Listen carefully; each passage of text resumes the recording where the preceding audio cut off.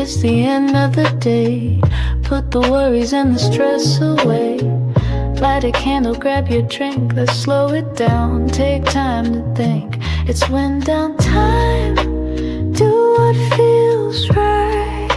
Read a little book or journal by candlelight. Sip some wine or tea or just breathe deep. We're here to vibe, not lose sleep. So welcome in, you've made it through. This little space is just for you. Whatever you need, you're not alone. It's one down time, let's feel at home. Hello. Welcome to Wind Down Wednesday. We are back from has it been a month? If it hasn't been a month, it's been very close to a month that I've been gone, but I'm back. So welcome in. How is everyone doing? What is everyone going to be up to today? What are you guys going to be reading, drinking, doing, not doing? I, unfortunately, will not be drinking any wine for a while. I cannot drink alcohol for the next couple of months. So I have some coconut water. That's what I'm currently drinking. But I have a plethora of things that I need to drink before the day is out. So I need to finish this. I also have some bone broth that I'm going to drink a little bit later. And I have some juice. I don't know if it's apple juice or fruit punch. I can't remember. But I have some juice that I need to finish. So we'll see. And I also have, this is probably maybe like here. It's like this full right now. So I need to finish this too. So I have a decent amount of liquids that I need to consume before before the night is over. So that is what I will be drinking. And I'm going to be reading, wrong hand. And now back to you, the sequel to First Time Caller. And surprisingly, I didn't realize this until a couple of days ago, but I do not have a physical copy of this book, which, who even am I? Like, how do I not have this book? So that is something that I'm going to need to invest in. Take some time to do some book shopping to try to get a physical copy of this book. I haven't finished it yet. Actually, I don't even know how far into it. I think I'm like maybe 20% in. Let me see. I am 24% into this book. So, I mean, pretty much everything I've read from B.K. Borson has been a 10 out of 10. So I'm not worried that I won't like this. So yeah, I definitely want to get a physical copy of this book. So need to put that on my to-do list. Also, I'm going to give some disclaimers here so that you guys know what to expect. Number one, if you hear or see me do something that looks like I'm like snorting, not like drugs, but like, you know, when people laugh, they snort. If it looks like that's happening, it's something that I can't control. Pretend like you didn't see it or hear it. It's a thing that my body does by itself that I can't stop. So that's number one. Number two, if it seems like I'm talking slower than normal, it's probably because I am. One of the reasons why I had not been doing sprints for the last couple of weeks is because I couldn't really talk very well for a while. So now I can speak full sentences now, right? I sound pretty normal, which is good. So I was like, okay, I can go back to sprinting, but I need to take my time so that I don't trigger anything. So yeah, if you're like, why is she talking so slow? It's on purpose. I'm trying to think, do I have any other disclaimers? I don't know. Probably other weird things will happen and I'll just have to address them when they come up. But yeah, that is what we're going to be dealing with today. So bear with me. First time back in almost a month. So we're gonna take things slow today. I'm sure a lot of you are wanting to know like what happened if you follow me on Instagram and you saw my story from what was it, March 13th or something, then you know that I was in the hospital for a little while. So yes, we'll talk about all of that. But first, how's everybody coming along with their April TBR? That's my question for you guys. That's another thing that we're going to do during these sprints. So I was supposed to, as one of the co-hosts for the Read Your Library Readathon, I was supposed to make like either an announcement video or a TBR video. But like I said, from like the 13th of March, probably until maybe like a week or two ago, I like couldn't talk. So I could not film a video to do an announcement or a TBR. So I will be talking to you guys about what my April TBR is going to look like during these sprints. We're going to just do it live since I couldn't do like a separate video for that. So that's another thing that we're going to do. So if you're interested to know what's on my TBR for the month of April, stay tuned for that. But I'm curious to know what you guys have on your TBRs for the month. And more importantly, how are you coming along? Like, have you finished any books? Have you checked off any? Like, are you doing the bingo card? Like, which option are you doing? Are you doing both? Are you like doubling up any books? Like, tell me all the things. Also, because I've been away from the internet for a while, what's happening in the booktube space? Booktube, book talk, like what author has done something crazy? What author is getting canceled? What publisher are we boycotting? Like who has drama? Like what's the tea in the space? Because I've been gone. I don't know what's going on. What new releases are popping off? Like what's everybody reading? I need to know all the things. So catch me up on like what's been going on. What did I miss in the last couple of weeks? Hello. Ooh, yes. I do have a flicker in the dark. It was one of my favorite books. I'm trying to think, what year did I read this? I think I read this in, was it 2022 or 2023? I can't remember, but I gave it 5 stars. I really enjoyed it. I will say, out of the books, at least the first 3 that Stacey Willingham published, because I don't think I read the 4th one. The 4th one is called like Forget Me, something like that. But I haven't read that one. That is on my eventual TBR. But the first 3 that she released, I will say that A Flicker in the Dark, in my opinion, is the best one out of the 3. But if you have not read the other 2, I do recommend them. They are good. They are interesting. But Flicker in the Dark is definitely like better compared to the other ones. But yeah, really, really enjoyed it. It was a good thriller. It had a nice twist at the end. So yeah, I thought it was really good. Hello to the chat. Hello, Glenda. Oh, thank you. Yes. So I am feeling better. Obviously, I'm able to talk and walk now. That was the other thing. I couldn't really walk. I couldn't really talk. It was a lot going on. So I am able to walk and move around and do things independently for the most part. There are some things where I still need like, supervision or assistance or whatever. But for the most part, I'm definitely getting better. That's for sure.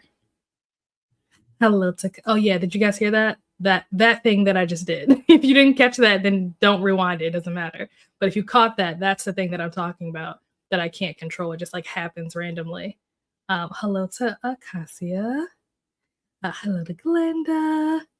Hello, Bree. Yes, I'm back. Glad to be back. I definitely missed you guys. I'll start reading True to the Game by Terry Woods for the series starter. Okay, Space on my bingo board. Nice. Why is my Spotify open? Let's close that. I have no idea why that's even open in the first place. All right, let's pull up the spreadsheet.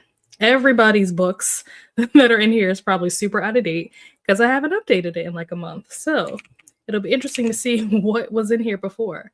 So Reality Bites was what you were reading before, Glenda, and now you're reading True to the Game.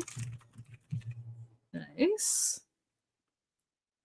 Yes, so happy to have you here, Allie. Welcome in. Hello, Lexi. Gonna be reading Air Fire. Is that one of the Throne of Glass books? I feel like you've been reading Throne of Glass books. I don't know if it was like part of like a specific read along or if it was just something that you were doing for yourself, but I feel like you were reading Throne of Glass books at some point. Yeah, because the last one that I have on here that you were reading was Crown of Midnight. So assuming that you finished that, since you're reading Air of Fire now.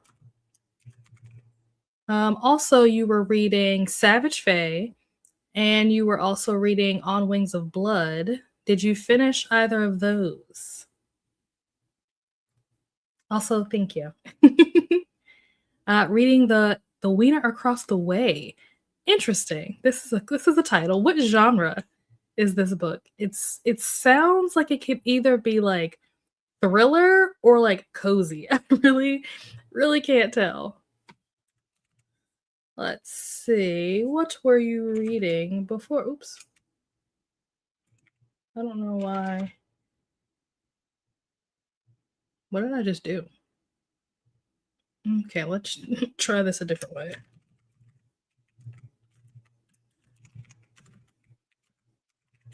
Wish I could spell. There we go. Okay.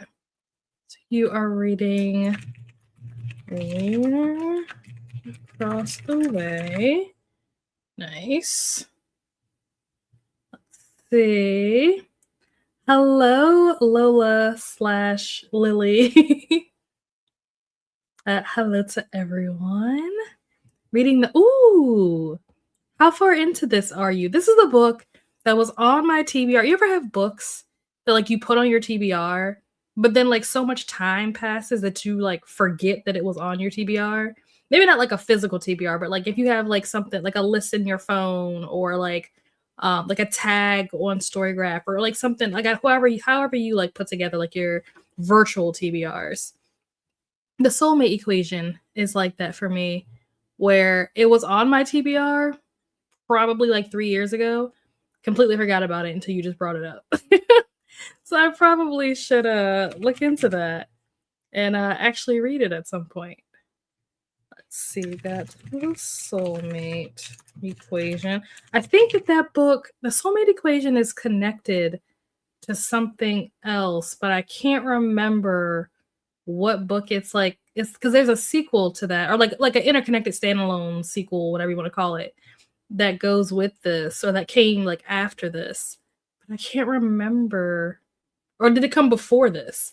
Now I can't remember. But there's something that's connected to this book, I'm pretty sure. I just don't remember what it is.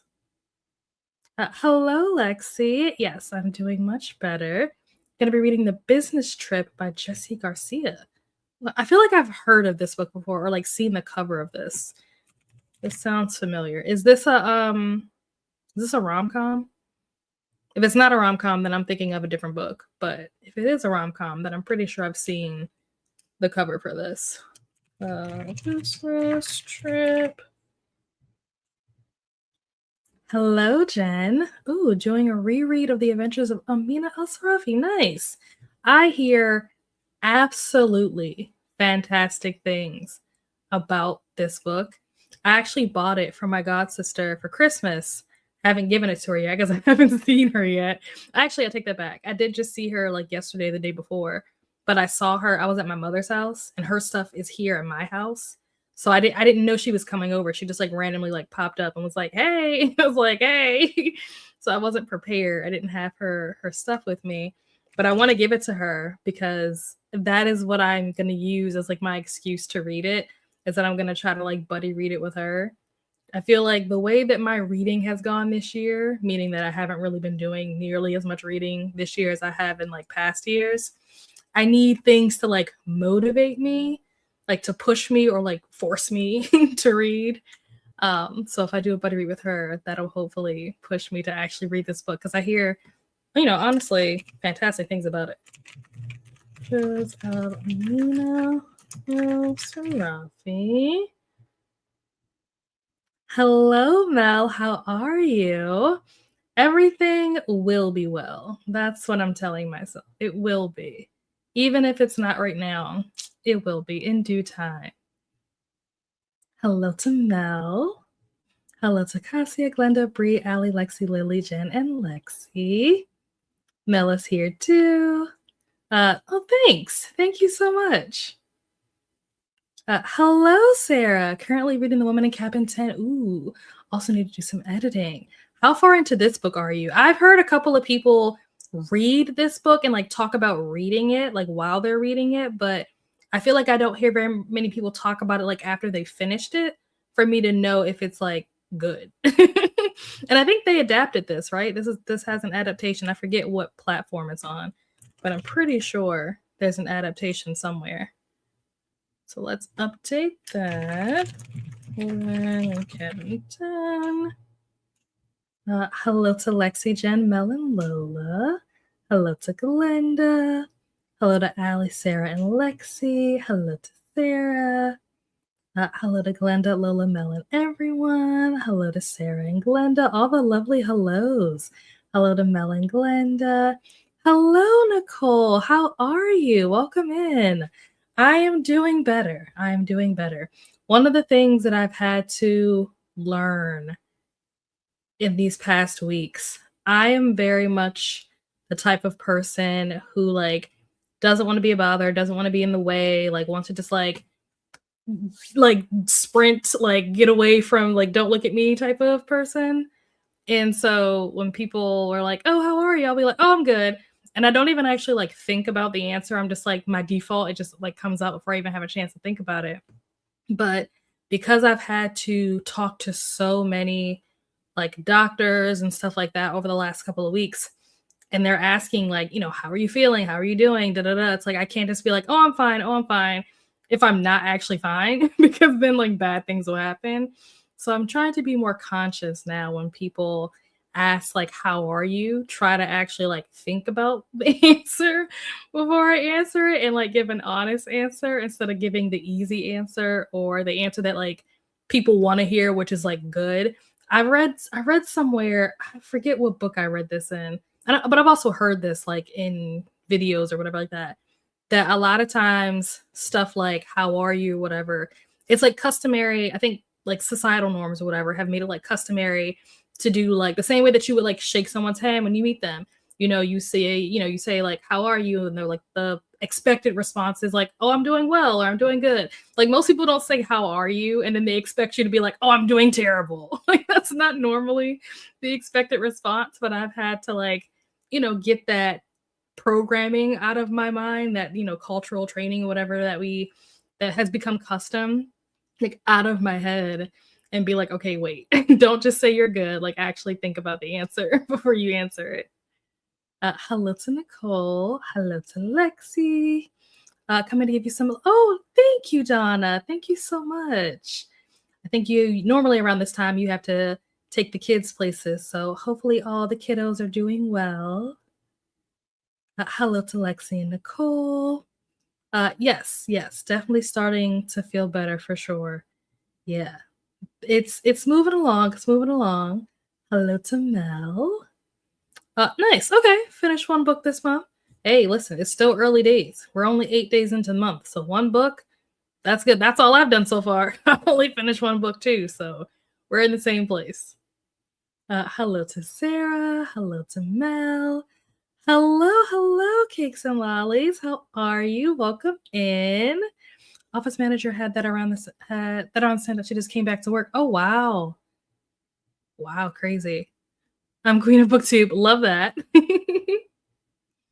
Hello, Christina. Welcome in. How are you?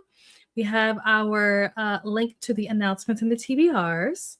And then we also have the link to the sprint train. So if you are wanting to watch past sprints or keep up with the sprints as they go on throughout the month, then you'll want to save this URL. Coda Nicole, Brandy, Asia are adopting and funding my lifestyle. I love that.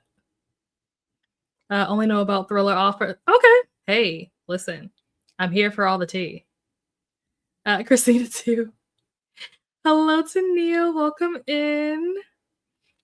All the hellos from Christina. Hello to Sarah. Trying to get organized and hopefully read maybe either When the Moon Hits Your Eye or City of Blades. When the Moon Hits Your Eyes. Is that the what is that man's name? The guy who wrote Starter Villain? Why can't I think of his name? I can't think of what his name is, but that guy. Did he write this When the Moon Hits Your Eye, or am I thinking about a different book? I feel he has something about a moon. One of his like most recent releases was something about a moon, but I can't remember what it's called.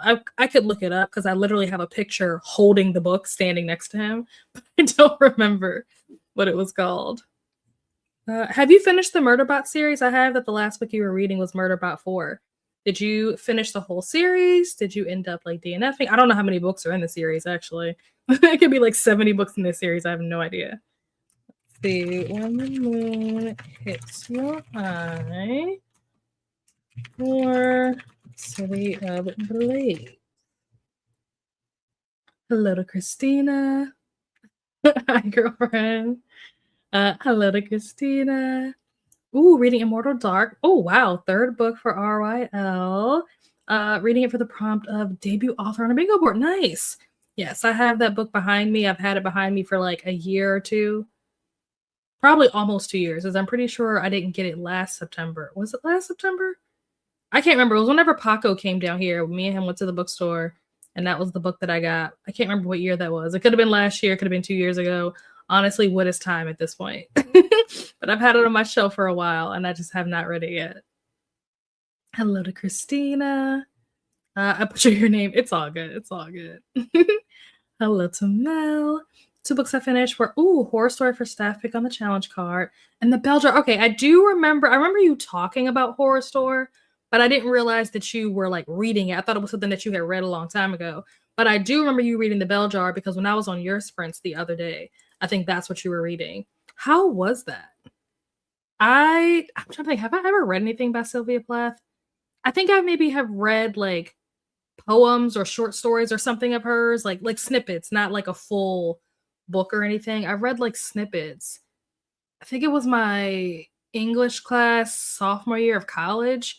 My professor was like really obsessed with Sylvia Plath. I didn't even know who Sylvia Plath was until I took this class. And she was like weirdly obsessed with her. So she would like have us read like different things from her, but I've never actually read like any like full, books from her. Hello to Monique. Hello to Christina. Glass. Oh, okay. Oh, yes. I forgot that Jess. Yeah, you're right. Completely forgot about that. Ooh, interesting. Okay. I might need to add this to my TBR because Rainey also really liked this book. So now I'm like, okay, wait, so y'all might be on to something. We'll see. Actually, okay, yeah, I'm pretty sure I know the cover of the book that you're talking about. I gave 2 stars. I'm still mad about. Oh no! Is that the last book in the series, or is there more? Wieners and. Oh, okay. Wieners and Wiener Dog. Gotcha. Okay. Hello, Camilla. Thank you. Ooh, I used to have it. It was sitting here on my desk until like a week ago. I just put it away, but I do have it back there, and I need to finish the vlog. That's one of the things that I want to do over the next couple of weeks. I am working from home. Like I have 100% telework until June. So I'm hoping that with me not having to go into the office 2 days a week, that will free up some time for me to be able to get some editing done, because that is one of the vlogs that I need to edit that I filmed like a year ago and just never edited. So sorry. It's all right. It's all right. So do I. I also hope that it happens quickly. I'm hoping that it happens quicker than what they're anticipating, but I'll take what I can get at this point. Hello to Camilla. Hello to Tania. Hello to Camilla. All the hellos from Camilla. Hello, Tara. Welcome in. Hello to Mel. Hello to Tara. Okay, 6% in. Okay. When you get further in, let me know your thoughts, how you're feeling about it, if you'd recommend reading At Home with the Horrors. Oh, I haven't heard of that, but that sounds like a cool title. Let's see. I don't think that I have you in my spreadsheet, so we're gonna add you. Oop. There we go. And we got At Home with the Horrors. Oh, spelled that wrong. Spelled that so wrong. All right. I'm assuming that this is a horror book based off the title, but let me know if I'm wrong. Sorry. You're fine. You're fine. I was like, dang it, Millen. Hello to Sarah and Camilla. What do you think about Immoral Dark? Great question. Not sure. Okay. Hello to Lola. It was an accident. It's directly next to my hand waving emoji. That's so funny. Loving it so far. Almost 200. Oh, wow. You made real good progress on that. 200 pages in already? Nice. Hello to Camilla.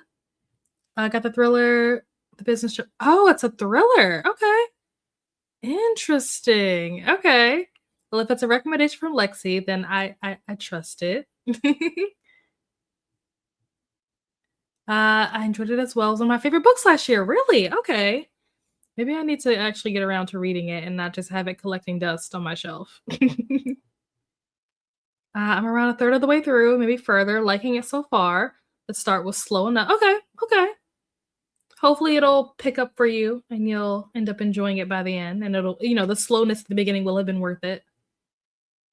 Okay, that's what. Okay, I was gonna say, I know there's an adaptation for it. I just don't remember what it's on. I didn't realize it was Netflix. For some reason, I thought it was like Prime or something. I don't know why I thought that. Hello to Nicole, Camilla, and Tara.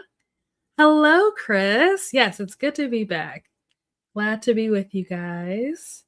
All the hellos to Chris. Yes, John Scalzi. That's his name. Thank you. I was like, I met this man. Like, why can I not think of his name?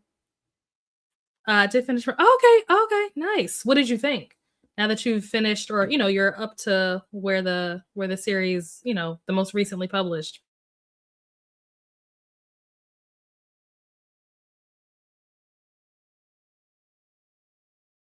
I don't know. Did my camera just go out for you guys? It went out for me. I don't know why. It looks like it's back now. I don't know what that was. That was weird. But anyway, would you continue to read if more books are published, or now that you're finished, where you're like, oh, this was overhyped? Because Murderbot series is like a very hyped series. So I'm just curious, is it overhyped, or is it actually as good as everybody is saying it is?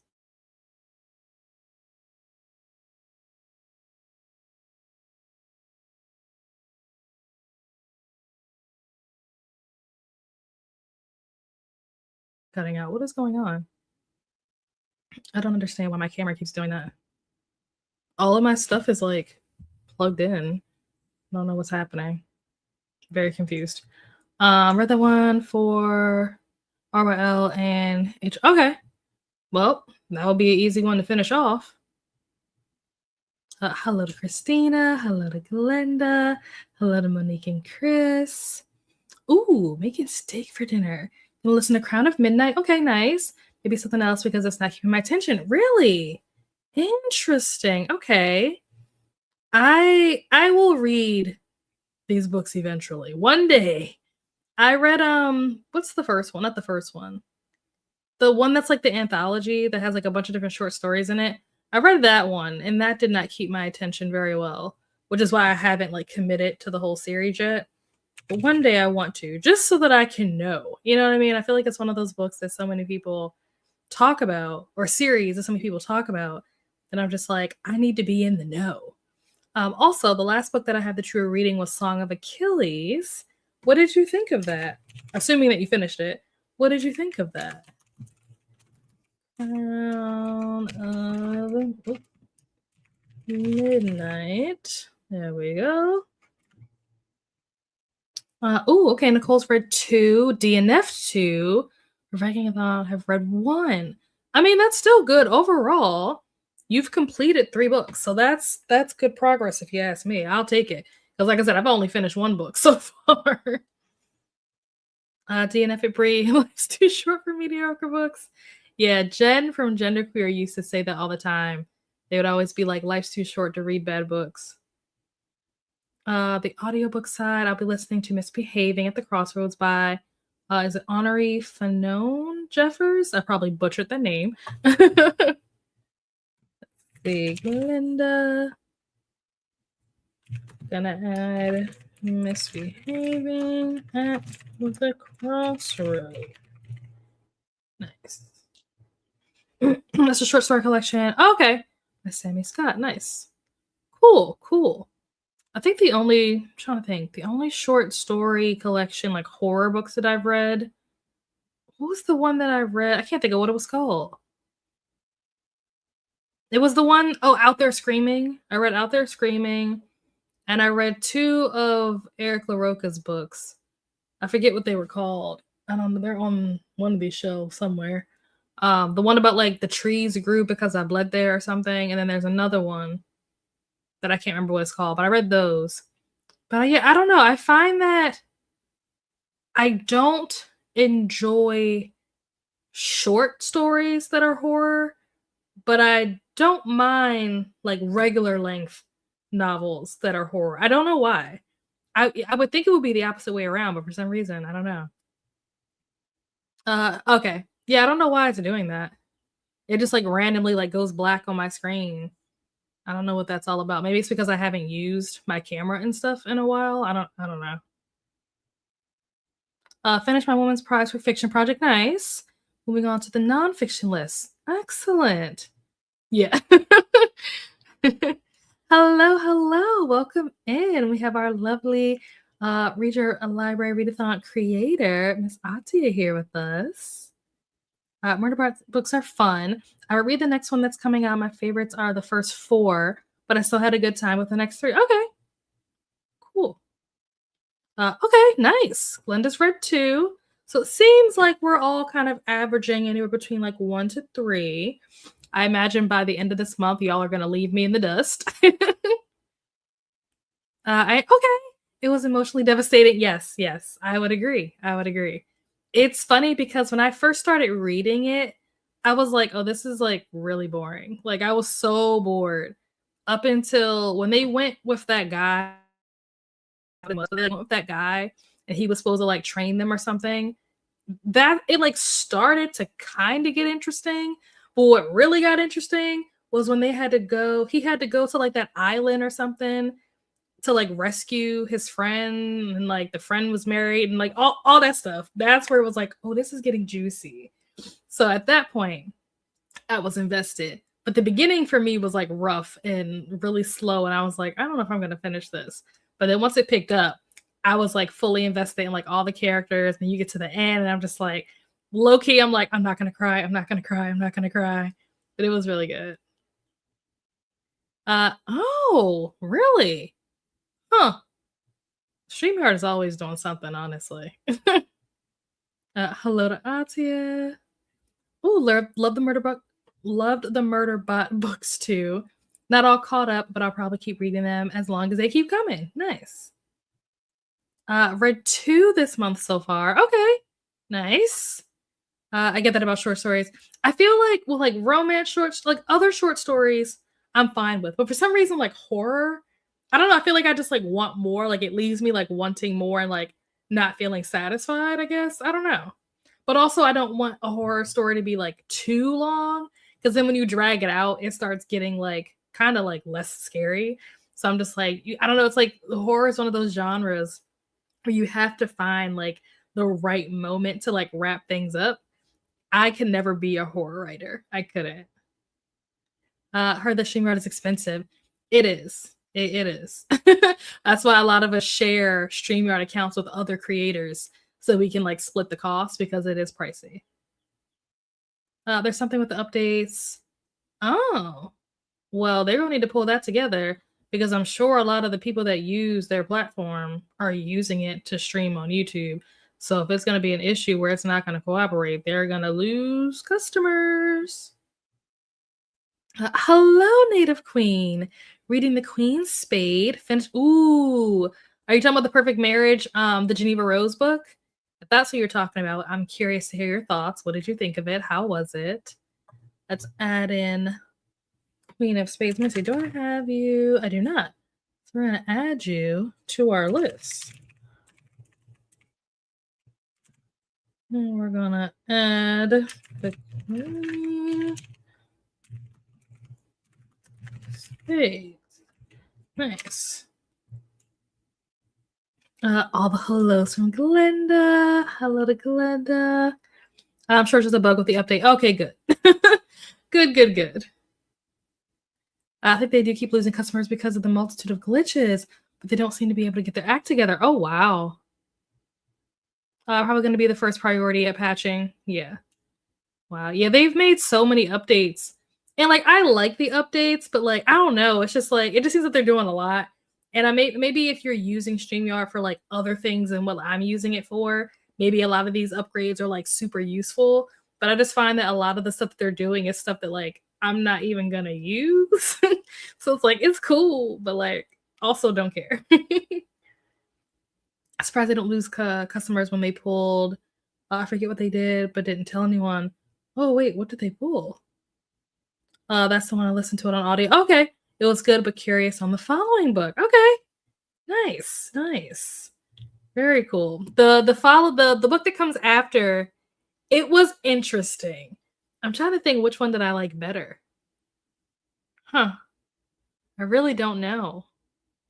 I think the first one I liked better, but only because I feel like it was more realistic. Like I feel like the second book it's one of those things where it's like you kind of have to not suspend your imagination, but like it's just some wild stuff that's happening and it's like I don't feel like this would happen. Like I don't feel like this is the way things would go down.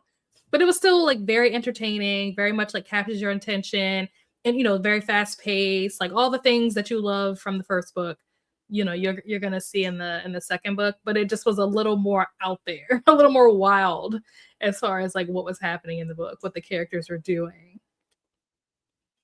They jacked their price. Yes, that was. They went from I think they were originally what like $20 a month, and then like they randomly sent out a letter to people being like, "Hey, by the end of the month, the price is gonna go up to like what was it like 40 or 45 or some crazy. I can't even remember what the price, like what the regular price is, because like I said, I split it with Vanessa, so I don't remember what the number was, but yeah, it was just crazy. Like they basically doubled the price, which was wild. I don't remember it was something last year. Shingar did something wrong without telling customers. Oh, I know the last time. Was it the last time that I was sprinting that the words were backwards or something? Y'all remember that? Yeah. 2.5. Yep. It was crazy. Absolutely crazy. Okay, so I am going to tell you guys what's on my TBR, and then we are going to actually go into a sprint because we have chatted for 40 minutes, which, I'm not even going to say that's a bad thing because I've been gone for a month. So we needed this catch up time, we needed that. So let's see. I am going to be doing the bingo board. So my plan, and I may change this depending on what I'm in the mood to actually read, and also I'm doing pretty much all of this through Libby. So it's also going to depend on like when the holds come through and what comes through and what doesn't. So my plan is to read More or Less Maddie for the character with a character name in the title. Everyone on this train is a suspect for a 7-word title. How to Kill a Guy in 10 Days for a new release. Half His Age for a book that's under 250 pages. And then a new to you author, what was that book called? What was a book that I just finished? Oh, Academy of Liars. Wait, was that what it was? Hold on, I need to go back in my story graph. I think that's what it was. Oh, JK, I'm wrong. It wasn't Academy of Liars. It was Three Bags Full. Three Bags Full was what I'm going to use for. That's the only book that I've actually finished this month for a new to you author. So that's one bingo option. The other bingo option that I might do, like I said, depends on what I'm in the mood for. I might read You're Invited for Set in Another Country, because I think that's set in Sri Lanka or something like that. One for My Enemy for a retelling or mythology / folklore. Shadow and Bone for a series starter, because Shadow and Bone is one of the series that's on my 6 and 26 list that I have not read still. So try to kill two birds with one stone with that one. And then Shatter Me, not Shatter Me. I forget what is the next book that I need to read from the Shatter Me series. Not Unravel Me, not Ignite Me, Restore Me. I'm like trying to look because it's behind me. I'm trying to like read the titles backwards. Restore Me is the next one that's on my list that I need to read. So that will be for BIPOC voices. So that is my tentative TBR. How many of these books I'm actually going to get through by the end of this month is anyone's guess. We shall see. I make promises of nothing. Hello to Camilla. Yeah, that was like, yeah. I sound like if they don't get their YouTube stuff. Oh, it was YouTube's fault, you're saying, not StreamYard's fault. Oh, okay. Because it was everyone, StreamYard, Restream. Okay.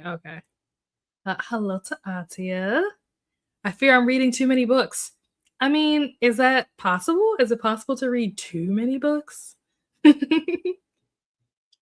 Okay, so we are going to jump into our first sprint. We are going to do, I think we maybe, because we talked a little bit longer this time around, we'll do a 45-minute instead of like the normal hour.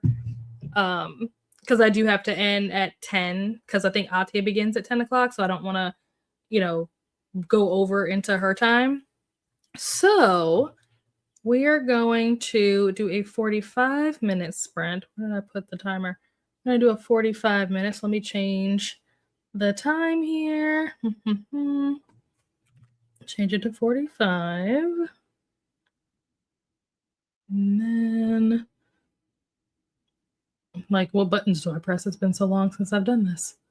Oh, I forgot to share my screen. Like, where's the timer at? Un minuto.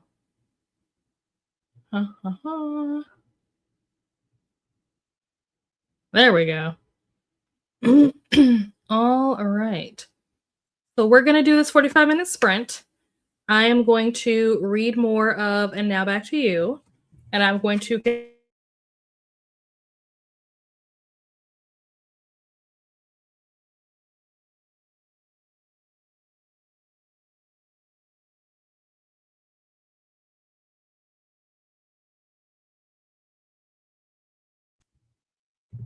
don't know what's happening right now. All right. When my camera blacks out like that, can you guys still hear me, or it just everything just goes?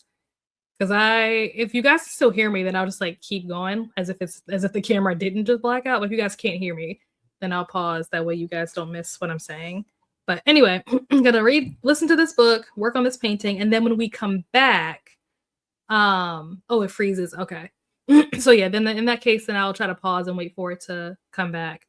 But yeah, listen to this book, work on this painting, and when we come back, I will talk about what happened as far as why I was gone for a month.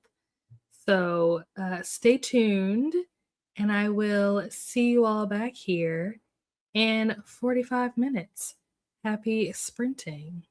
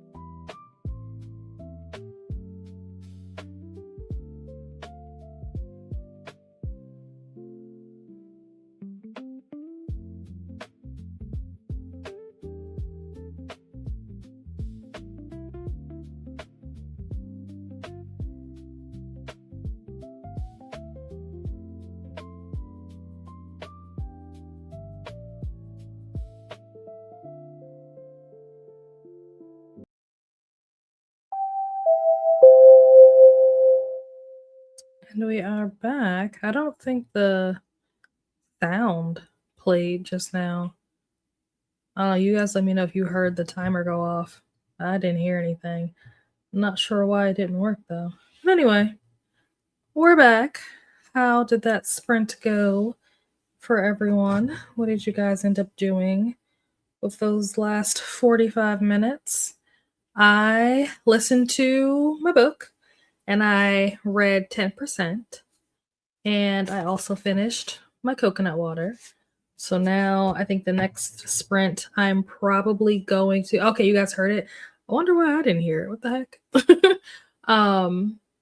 Yeah, the next sprint I'm going to do dinner, which is just a salad. I have a salad in the refrigerator that I was supposed to eat for lunch, but because I ate such a late breakfast, I ended up just not eating lunch. So I will do my salad for dinner, and I'm going to heat up the bone broth that I said that I needed to I just lost my train of thought. Oh, the bone broth that I said that I needed to drink before the end of the day. And I'm probably not gonna read during the next sprint. I'm probably going to watch Dimension 20. I finished the first 2 seasons of Fantasy High. I finished The Unsleeping City, season 1 and 2. I finished A Crown of Candy, which I think only has 1 season. And now I'm watching, what is it called? Like Starstruck Space Odyssey or whatever that one is called. That's the one that I'm currently watching. And I think I'm maybe getting close to the end. I'm not really sure, but I think I am. So that's probably what I'm going to be watching during the next sprint. But let's see. How did you all do? Let's see, we have our lovely reminders to hydrate, eat, check the laundry, take your meds, stretch, hit the like button, subscribe, and ring the bell so that hopefully you get notified. I got hellos to Christina. Vanessa has joined us. Hello, Vanessa. Welcome in. Hello to Vanessa. Lexi played a word game. And then this is you guys saying that I wonder why I couldn't hear the timer. That's so weird. But at least you guys heard it. That's what's important. Jen took a shower and read a chapter. Nice. Finished making dinner, ate and got to 32% in Crown of Midnight. Nice. What did you make to go with your steak? I know you said you were making steak. Did you say what else you were making with it? I am not. So I saw that she had posted on her Instagram that she was doing something. But I'm not driving yet, and it just would be too much to try to like find a ride there and back. And so I was just like, I unfortunately am gonna have to miss out on this one. Apparently it wasn't meant to be, because every time I've tried to see this woman, something happens. I think that when she was at Greedy Reads, I think it like rained or snowed or did something. Or no, when she was in White Marsh, it snowed. I forget what happened. Oh, but I think when she was at Greedy Reads, she actually ended up not coming. I think that was the one that she canceled. So she canceled Greedy Reads. It snowed for White Marsh, and now she's gonna be doing something tomorrow, but I can't get there. So yeah, unfortunately, I'll have to miss out on this one. But I'm sure there will be plenty of opportunities to, see her, meet her, get her to sign my books and stuff in the future. I've seen her or met her like 2 or 3 times at this point. So I always like to see her, but it's not the end of the world that I won't get to see her this time around. Hello, Hillary. I'll be reading Holy Terrors. Is this part of what is that thing called? The Little Thieves?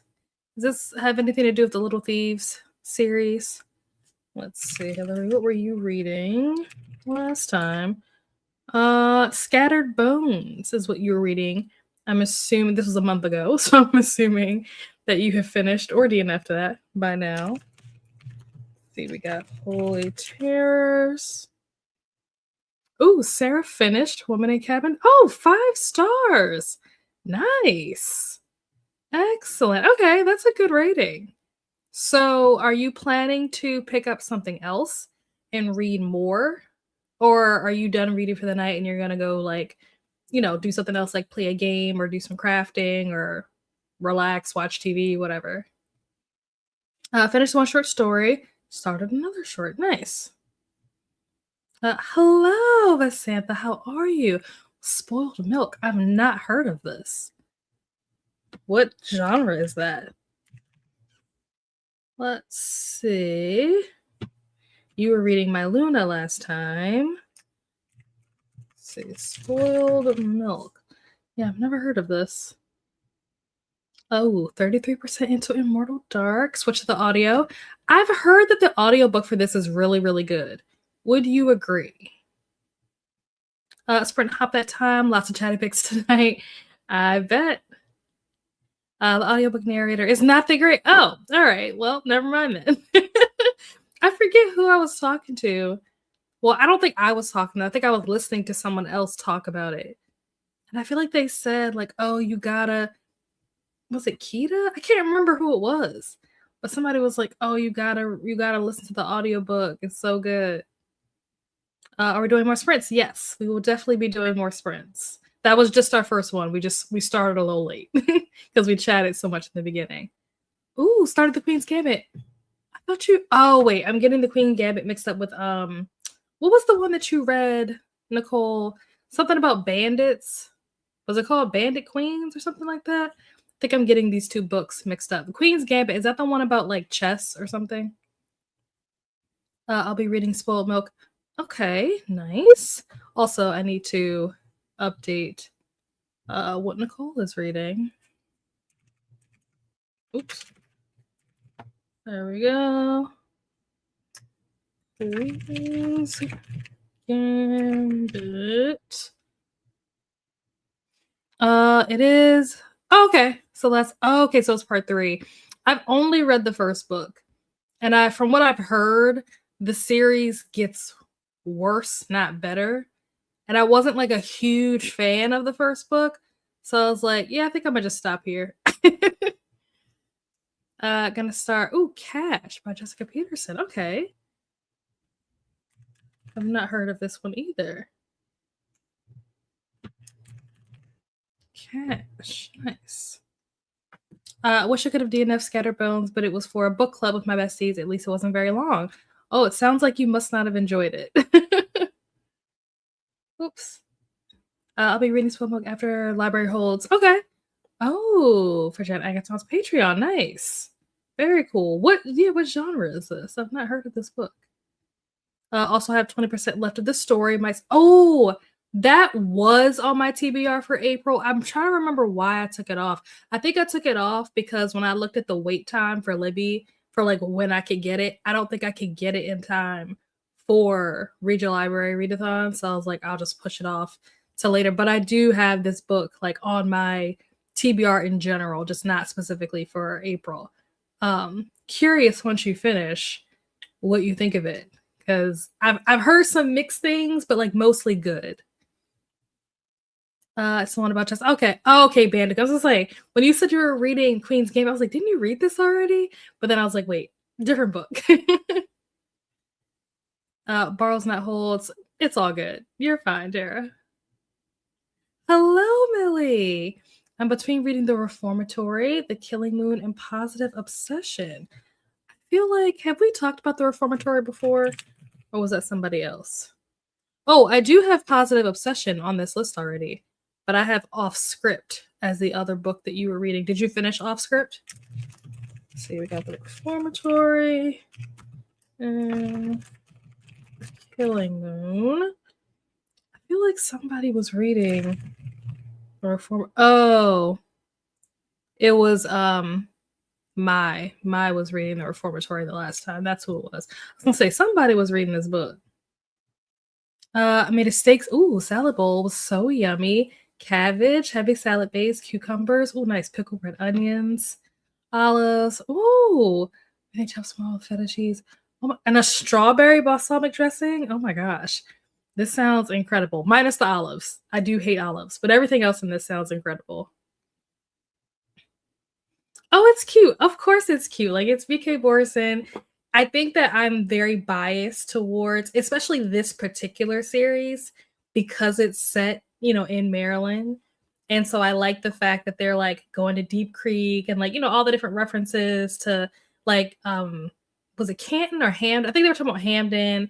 They were talking about like TV Hill. Well, I think in here they call it like Broadcast Hill, but in real life it's called TV Hill. So it's just like I like the way that she incorporates, things that I'm like familiar with. So that's always fun. So I think I'm a little bit biased towards the story for that reason. But I find it interesting the romance that's, forming or whatever. This is not I don't think I've read a romance like this where the guy is just like very much like upfront with the fact that he likes her. Like I was not expecting that. I thought there was going to be like, a little more like tension or like miscommunication or something. And he's just like very direct. Like he's like, "Do you think I'm handsome?" It's like, "Oh, okay." So I think that that's really funny and it's different. I've not read anything like that before. But yeah, overall, something's in my eye. Overall, I'm definitely enjoying it. I'm having a good time with it. Like I said, I'm only 35% in, so there's still a lot more, I'm sure to come. I can't really tell where this is headed because they're already like basically flirting 30% in. I'm like, where is this gonna go? I feel like normally, it takes a little bit longer to get to that point. There's a lot of like tension and miscommunication and whatever that leads up to where we're at. So because we're already at this point so early on, I'm like, where are we going from here? She doesn't do different voices very well. Oh, she's tolerable. The Reformatory I love that book. I must read more of that author. I think that I'm probably going to put The Reformatory on my TBR for October. That is what I'm planning. That could change between now and then. But for now, I'm thinking that I am probably going to put that on my TBR for Black Readathon. DNF'd off script. I was reading The Reformatory and Sprints with Mel the other night too. Oh, nice. Excellent. Reading It Began with a Lie by Michelle Pariza. Is it Wackick? I probably said that wrong. And only have a chapter left. Nice. Which means that you're most likely going to finish this during the next sprint. That's what it sounds like to me. So yay for finishing books. Let's add you to the list.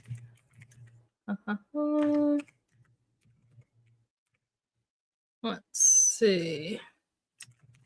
Yeah, I'm assuming that this is a thriller. With a lie. Either a thriller or a mystery or something, just based on the title.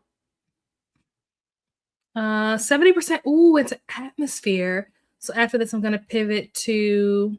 Oh, and now back to you. Ooh, okay. So atmosphere was like on my must-read list for last year, and then obviously I didn't get around to it. But it is still very much on my must-read list because I love TJR. I've never read a book from TJR that I didn't like. So, but this one is, I don't know, because like all the other, well, not all the other books, but like the Hollywood universe or whatever, I like those because they follow like characters who are famous, whether they're actors or athletes or singers or whatever the case may be. They're like famous, so like kind of following that like Hollywood, behind the scenes lifestyle, whatever. But even like, what was the other one that I read? The one about One True Loves, like that was also really good. But with Atmosphere, they're not like celebrities, right? Aren't they like astronauts or something? And I'm not a big like space person. I don't know why, but space does not interest me. Like, I think, didn't they send like a spaceship recently to go around the moon or something and come back? People have been talking about it. And I'm just like, I could not be more disinterested. I mean, it's probably like a really cool thing that they're like flying around the moon and like, that's great. But like, also like for some reason, I cannot bring myself to care. So I'm scared to read this book because I don't know if I'm going to like it because of the space aspect. But I love TJR's writing. So I'm like, if anybody's going to get me to like space or to care about space, it would be her. Hello to Millie and Jess. Next up, we're reading, A Court of Thorns and Roses. Nice. We'll put that on the list. Very excited. I always get excited when people read ACOTAR, especially when they're started from the beginning. They've not read it before. Because this was one of like the first series that I ever read and finished all the way through. It might be the only series that I've finished all the way through. Hello to Glenda. How are you liking Atmosphere? That's up next for me. Hello to Glenda. Okay, I kind of figured based on that title. Audiobook. Oh, okay. Good to know, because I'll definitely be trying to get the audio for sure. At this point, I barely read physical books. Like pretty much all of my reading is through like Libby, just listening to the audiobook at this point. I'm loving it, but it's probably my least fave. Oh, okay. That scares me. This one apparently isn't related. Yeah, no one else makes an appearance. Yeah, I kind of figured that just because like it's not Hollywood. It's like STEM, which is also cool. Like, you know, love a good woman in STEM, you know, story. But it's not following like that Hollywood, you know, lifestyle. That to me is always like I love books that are about that. Even if it's a terrible book, if you get a lot of good like behind the scenes stuff of like, you know, a day in the life of a celebrity, like that to me is just always really interesting. I think I'll end up getting the audio too. Nice. I have not read Project Hail Mary or seen the movie. What's funny is that I didn't even know the movie was coming out until maybe like a couple of weeks before it came out. And I was like, oh shoot, they're adapting this. If I had known that, I would have read it a long time ago. I hear fantastic things about the book. Even there are people that I know that like aren't really they wouldn't consider themselves readers, but they've read this book for whatever reason and they like love it. I'm just like, okay, I probably need to read this. I honestly didn't really have any intentions of reading this book until I found out that it was getting adapted. And then I was like, okay, maybe I'll read it. Never read TJR, so perhaps it will be a good starting point. Yeah. I would say, I'm trying to figure out which one to start, like which book to start with. I would say you should start with I'm trying to decide between Daisy Jones and the Six or Evelyn Hugo. Which one is a better starting place? Maybe start with Evelyn Hugo and then read Daisy Jones and then read Malibu Rising and then read Carrie Soto. I don't know what order they were actually published in, but I'm just thinking about like which characters appear in which books. I did not read it in the order that I just told you to read it in, but I wish I had. This is my first time reading. I'm excited to start it. Yes, I'm excited for you.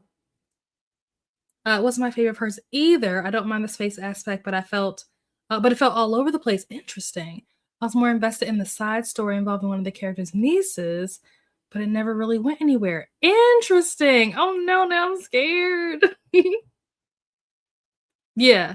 I think that Seven Husbands is probably a good place to start, and then go into Daisy Jones and then Malibu Rising. Because like when I think about like which characters appear in which books, when I read them in a different order. And so I was like, when I read Malibu Rising, for example, there are a bunch of characters in Malibu Rising that at the time that I was reading it, I didn't recognize them or like know who they were. And then I read like Daisy Jones and I was like, oh, that's who that was in this book. And then it's like I had to like go backwards in my mind to like make certain connections. So it's easier if you read it in a certain order so that as you're meeting these characters or as these characters are reappearing, you like have a better understanding of like their relevance or like their importance or whatever like that. I have both of these on my Kindle. Nice. Excellent. Well, there you go. Would love really okay. Like I said, I hear amazing things about it. It never has struck me as a book that I would like, but the amount of people that I know that really like it, I'm like, it's got to be something to it. If this many people, like I said, people who aren't even really readers have read this book and liked it, I'm like, I guess I need to read it just so I can know, you know, what the hype is. I feel left out. You will fall in love. Oh, okay. We'll see. All right. So, oh wait, what does it say? And then the movie will have you. Okay. I'm trying to remember who is it. Ryan Gosling? Who's the the guy in the movie. I can't remember. That was the other thing too. I was just like, when I found out that the movie was coming out, like I said, I found out so late. It was like about to come out like the next week or whatever. I'm just like, how did I not know about this? And then it's like, like a major actor who's playing the main character. I'm just like, how have I not heard about this? Like, where have I been? How did I miss this news? Speaking, oh yeah, the Goss. He's perfect for Grace. Okay. I don't want to like I haven't seen the previews for the movie, which typically when I watch movies, I don't watch the previews because I don't like for stuff to be like spoiled or whatever. But for this in particular, I definitely don't want to watch the trailer because I don't want to know who's playing, like what characters. I want to be able to use my imagination to like envision them and then watch the movie and see if the people that they chose, I feel like matched like what I imagined in my head. That's always like the fun part of watching adaptations is seeing if what you imagine in your head matches like what you're seeing on screen. This would honestly be a great book for you to do a movie. I was already there. Great minds think alike. Okay, so before I talk about where I've been, I will say that I have seen 3 different movies in the last couple of weeks, so I will talk about those in the next chatty bit, and I'll, recommend some films for you guys to check out if you haven't already seen them. But for this, this is also just me wanting more now content. I love it. Love to see it. But yeah, so I don't know if I talked about this the last sprint that I did, because the last sprint that I did was the day after my birthday. And I think I probably talked about the fact that I did like aerial yoga and stuff like that weekend before. So the Friday before my birthday, I'm gonna sit back because this is a story. The Friday before my birthday, I had this pain in my back that I like didn't know what it was, couldn't explain it, and it was excruciating. Like on a scale of 1 to 10, it was easily a 25. And it was so painful to the point that I like couldn't move. Like any movement of any kind was painful. Breathing was painful. Every time I would inhale, I was in pain. So ended up calling my mom and was like, you need to come over here because I can't move. And she, did some of her natural remedy stuff or whatever. And I started to feel a little bit better. The pain started to like kind of go away. It wasn't gone, but I could at least like move. And so we went to urgent care. And when we got to urgent care, it was 10 minutes before they were about to close. And they were like, sorry, we're not taking any new customer or client, patients, whatever. So basically we went back home. And because I started to feel better, I was like, okay, maybe it's a good thing that we didn't go because whatever it was, it's mostly gone now. So I woke up the next morning and, I was okay. I had a little bit of pain, but it wasn't even close to the pain of that, that day before. So I went and did aerial yoga, had a great time. I went to the arcade. I went out for drinks, did a lot of drinking that day. Did a meditation class, like went to the pool, got in the hot tub, like did all the things. Like had a great little like wellness day for my birthday type of thing. And then, we get to the following Friday and I wake up and the pain is back. Now it's not as bad as it was the first time, but it's back. And I'm just like, why is this back again? Like, what is going on? But I kind of just ignored it. I was like, it's fine. Like, by the time I get up and start moving around, it'll probably go away. And it kind of did. But, so you guys know that I've been working out 3 times a week. I think I started like back in December. I've talked about this. And so I got up to do my workout Friday morning. And the workout was terrible. It went so bad. Like, I couldn't really do anything. Like, I was doing exercises that I had just done on Wednesday, but like couldn't do it and felt like so out of breath. Like everything that I did, I was like, hold on, I need a break. And it wasn't just like a hold on for a second, let me take like a quick drink of water and jump back into it. It was like, no, I need to sit down for like 5 minutes before I do the next thing. And mind you, these were things that I had just done on Wednesday with no problem. And so I was really frustrated. I was really mad at myself after that workout because I'm just like, I can do this stuff. Like, why can't I do this? I know I can do this. Why am I struggling through this? And I was really like beating myself up because I'm just like, that was terrible. And so I had therapy a couple hours later, and I was talking to my therapist about it, and she was like, oh, the fact that you like were having trouble like breathing and recovering and stuff like that. She was like, you need to go get looked at. Because she was asking me if I had gone to see my primary care about the pain in my back. And I was like, no, I don't really want to see him because all he's going to do is refer me somewhere else. So I would rather just find out what kind of doctor I actually need to see and just go straight there versus wasting money or a copay or whatever to see my primary care just for him to refer me somewhere else. And she was like, this is true. She was like, for the pain in your back, that makes sense. But she was like, the fact that you're having issues with like breathing and stuff, like respiratory issues, she was like, that's something that you need to like get looked at. Like, that's not something you should play around with. So I was like, okay, like, fine. So I called my mom and I was like, we probably need to go back to urgent care. We go to urgent care. Now, mind you, when the pain first started that week before, one of the things my mom said, she said something. She was like, it could be this, but like, I hope it's not. And also like, it's probably not, but like, it could be. So again, fast forward. So now we're back at urgent care. We get in there. This urgent care sucks. They don't really have any machines or testing. Like literally all they can do is a urinalysis. They can't do any blood work. They can't do any x-rays, like nothing. It's just terrible urgent care. So they do a urinalysis. They find nothing, of course. And I'm talking to the doctor and he's like, based on your symptoms, I think that you should go to the ER and have them give you a CT scan. And I was like, okay, I don't love this, but I guess we'll do it.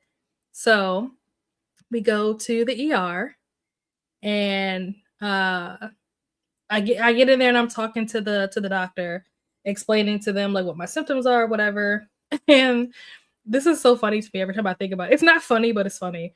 As I'm talking to the doctor, explaining my symptoms and the fact that I'm just like, at this point, I'm like really out of breath. Like walking down like my walkway, I was like exhausted. Walking up the stairs, I was exhausted. Like doing normal things, I was exhausted. So I'm in there talking to the doctor, telling them about my symptoms, and they were like, oh, well, you have asthma, so this is probably just like, you probably just need like a nebulizer treatment. I don't know if you guys know what nebulizer treatments are, but it's basically like a steroid steroid gas or whatever that you breathe in for, I forget how long it is. I haven't done one in a long time because I haven't needed to, but it's like albuterol most of the time. And it like turns it into a gas and you breathe it in and it's supposed to like open up your chest so that you can breathe better. So they were like, yeah, well, we'll draw some blood. We'll do, whoa, oh my gosh, what just happened? Whoa. All right. Are we not gonna, bro, what is happening? Okay, there we go. They're like, we're gonna draw some blood, we'll do some tests, and we'll probably just give you a nebulizer treatment and like send you on your way. And in my mind, I'm like, I don't think that's going to fix the problem because I know what my chest feels like. I've had asthma pretty much all my life. I know what my chest feels like when I need like an inhaler or a nebulizer treatment. And this didn't feel like that. It felt like I was just exhausted, out of breath. Like the way, if you've ever like gone for a run or something, that's how I felt. Like I just finished running when all I did was like walk 10 feet. It didn't feel like my chest was closing up, like I needed a nebulizer or an inhaler to open my chest up. It didn't feel like that. But I'm just like, okay, like if that's what you guys think is what needs to happen, then okay, whatever. So they do, they draw blood and I'm waiting for them to give me the results back. And then they come back and they're like, oh, we're going to give you an x-ray, like a chest x-ray. And I'm just like, that's not what I came here for. I came here because urgent care said I need a CT scan. Why are you sending me for a chest x-ray?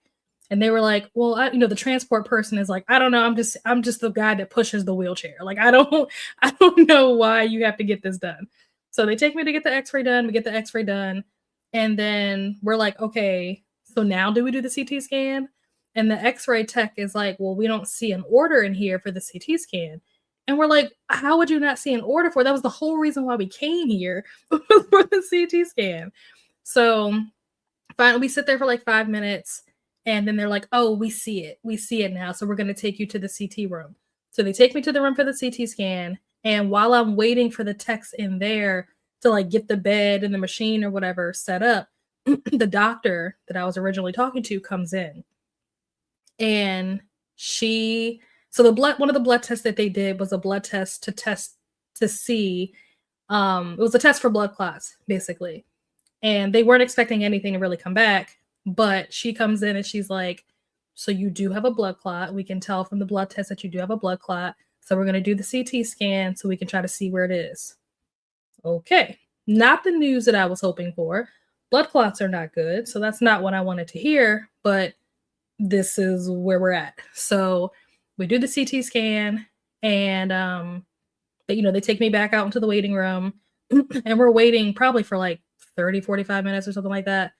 And the doctor comes back over, and the look on her face was like, I can't even describe it. She just looked like she was about to deliver like the worst possible news. Like you could see it on her face that whatever she was about to say wasn't going to be good. So she comes over and she's like, you have 2 very large blood clots in both lungs. And I was like, okay, all right. And, trying to process, but also like, huh? Like, what do you mean? An hour ago, you told me that I could just do a nebulizer treatment and go home. And now you're telling me that I have to get admitted to the hospital because I have 2 giant blood clots in my lungs. So that is how I ended up in the hospital. And so I still have them. They're still there. They don't just go away overnight. But I am on medicine that is not supposed to get rid of them. It's just supposed to prevent more from forming. And so the goal or the hope is that my body over time will naturally break down the ones that are there, and the medicine will prevent any new ones from forming. So yes, blood thinners, Tara. So that is basically where I'm at. So yeah, like for a long time, because I couldn't breathe and stuff like that, I couldn't talk. Like the amount of talking that I'm doing right now, I could not do this 3 weeks ago. I could barely get out like a sentence because I couldn't. Part of it was that I couldn't breathe because of the shortness of breath that I was experiencing from the blood clots in my lungs. The other part of it was that I couldn't, like physically, I couldn't breathe because every time I inhale, there was pain radiating from my back all the way around to like my front. So I was just in so much pain doing anything. They had me like, hooked up to all the things, you got the IV, like I had 2 different IVs in my arm because I was on like a heparin drip in one arm, and then I had the IV in the other arm, and then they had to keep coming in every couple of hours to draw blood.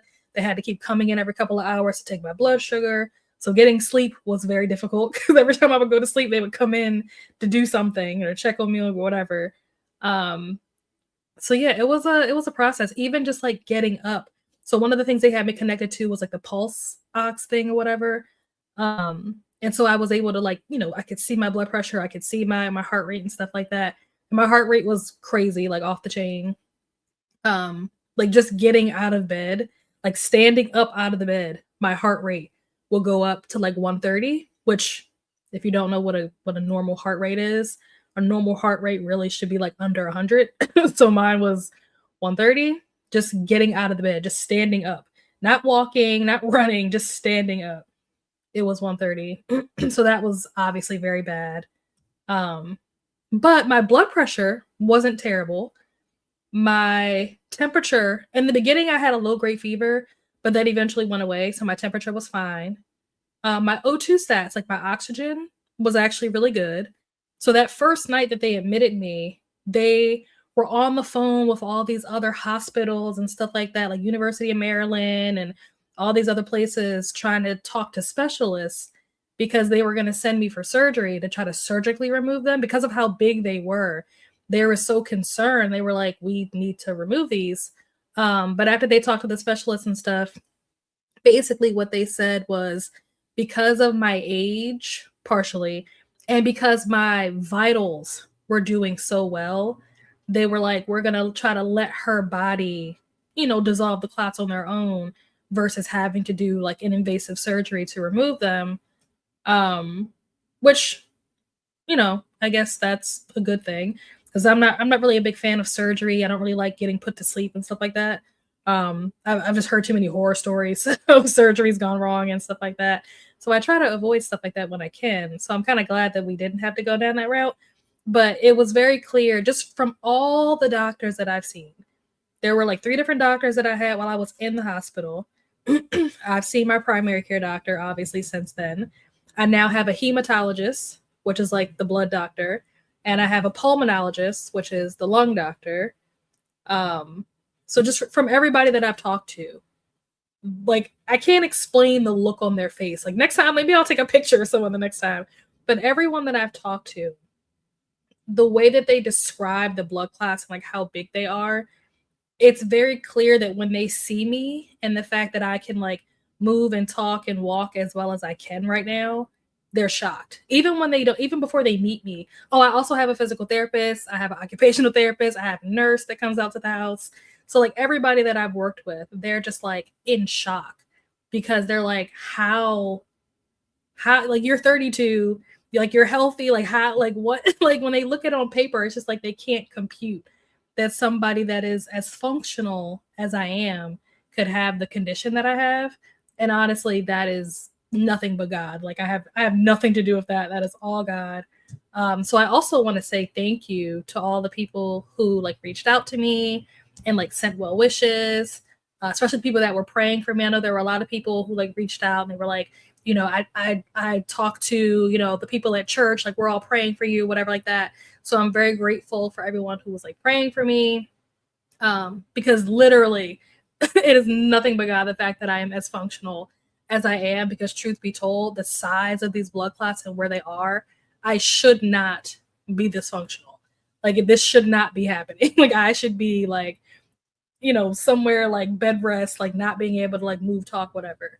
So I'm incredibly thankful that I'm not going through what I should be going through right now. It's not as bad as it could be, but like realistically, like it is bad. Like having blood clots in your lungs is very bad. It's a very serious condition. But yeah, we're hopeful that in time my body will break them down and they'll eventually go away. And in the meantime, I very much have to take it easy, which is why I'm working from home for the next couple of months. And I'm not, working out 3 times a week. That's not happening anymore, for now until they're gone. But there's so many more tests that I have to do. So there's a lot of, I have so many appointments. I've never seen this many doctors in my life. I've seen more doctors in the last 3 weeks or 4 weeks than I've probably seen in all my 32 years on this planet. So many freaking doctors I have to see and then have follow-ups with and do blood tests and blood tests and blood tests. So it's a lot. It's kind of overwhelming. But like I said, I'm hopeful that like by the time Mystic Readathon comes around, I'm hopeful that this won't be going on. Like this will be over. This will be resolved. I'll be healthy and back to normal. That is what I have in my mind. That like Mystic Readathon is going to be like the reset for me, and we're gonna be good to go. One of the other issues with the blood clot is the fact that one of them, I think it's on the right side, it is because of, I don't know if it's because of where it is or if it's because of how big it is, but it is basically cutting off the circulation to my lung on this side. So like the bottom of the lung, I think the circulation is being cut off. Which is probably part of the reason why I was having all that pain. So yeah, that's not great. And then also last year, I probably talked about this at some point, but it wasn't a big deal, so I probably didn't talk much about it. But I did a sleep study last year, for those of you who remember, and they came back and said that I have moderate sleep apnea. So that's another thing that's a little bit concerning, between like the fact that I already have sleep apnea. And then now I have blood clots in my lungs. So like that's not great either, you know? So there's a lot of things, a lot of things happening right now. But yeah, like I said, we're hopeful that by September, everything's gonna be great. It's gonna be great. That's what I'm telling myself. It's gonna be great. So that was my very long, thank you for coming to my TED Talk. That was my very long explanation of like what's been going on. I am gonna go through your comments because there are probably questions in here that might be stuff that I forgot because so much has happened. Also, unrelated, well, adjacent, some of you know that I was dating. I am no longer dating. That is somewhat related to this incident.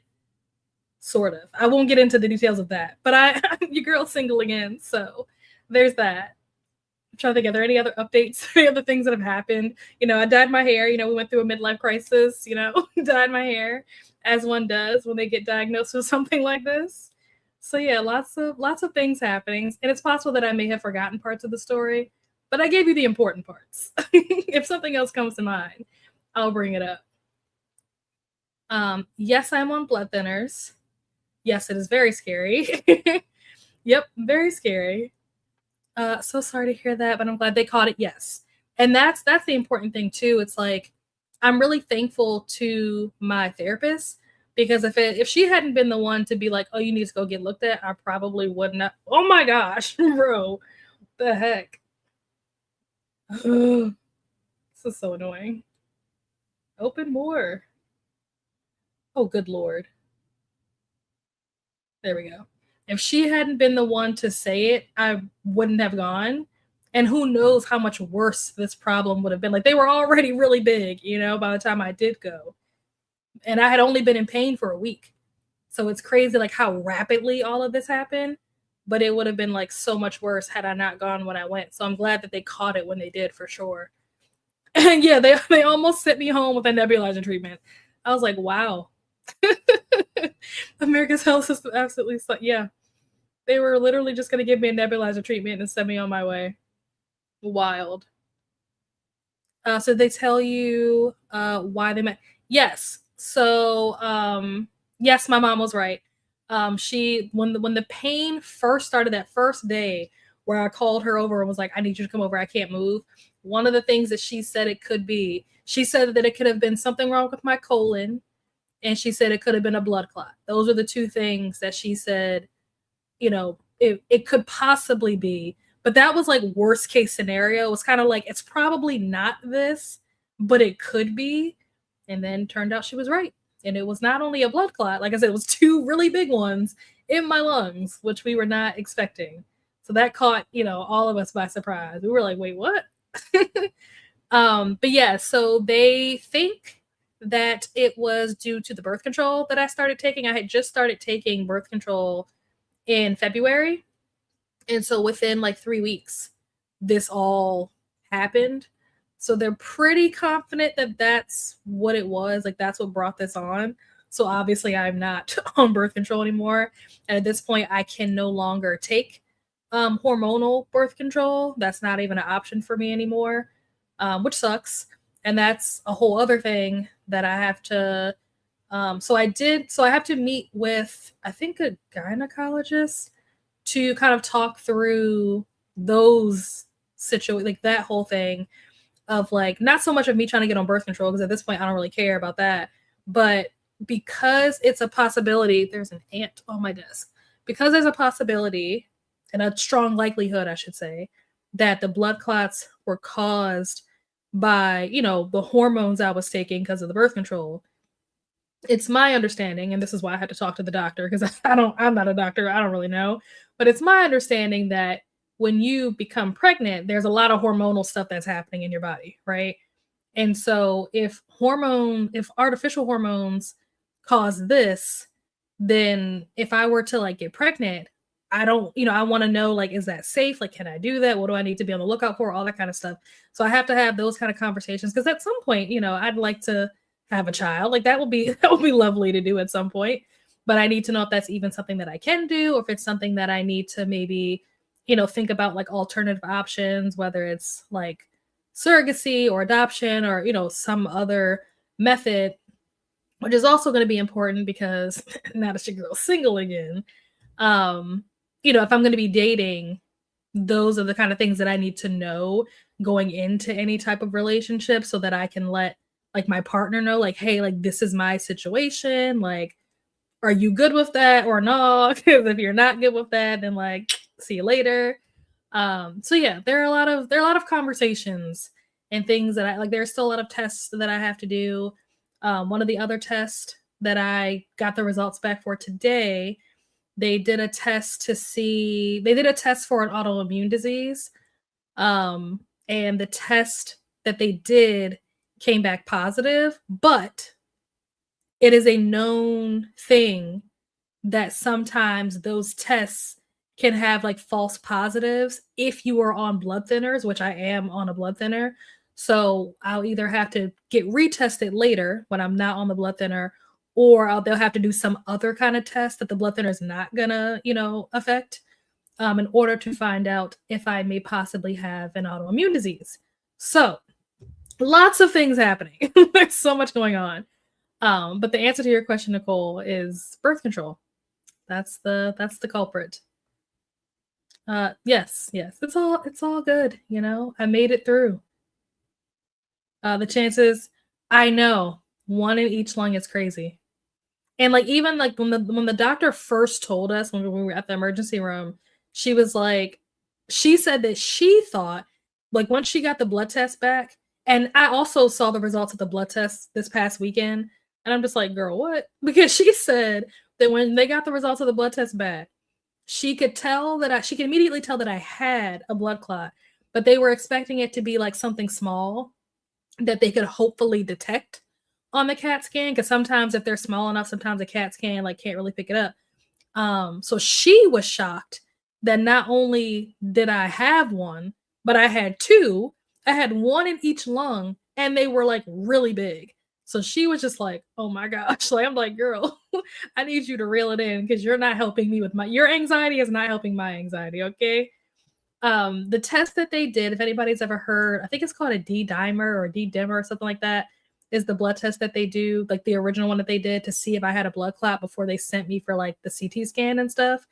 And so I saw the results of that for the first time this past weekend. And I mean, they gave me the results, but I just never looked at it. I should have, but I didn't. So this past weekend I was looking at it, and the cutoff for where it becomes like a problem is anything that's over 0.5. Okay? Remember that number. 0.5 is the cutoff. So anything higher than 0.5 is bad. Okay? Anything over 5 is like severely bad. Like, I don't want to say death, but like it's bad, okay? So you got 0.5 and you got 5, right? Bad, hella bad, right? My result was 12. On a scale where the cutoff is 0.5, I was 12. So it is honestly a miracle. It doesn't even make any sense. Like medically, it makes no sense that I am as functional as I am. When I saw those numbers, I was like, oh, that's why y'all faces look like that. Okay. I didn't have the context before. Now I understand. I was tripping when I went and did aerial yoga the week before. I was walling and nobody knew. Crazy. Do not listen to women. Oh, 100%. 100%, Tara. Because you're still supposed to be here on Earth. Oh, thank you. I agree. Glad you're doing so much better. And they figured, yeah, honestly, yes. Because one of my friends, she had one. So mine is considered a bilateral pulmonary embolism because I have one of both lungs.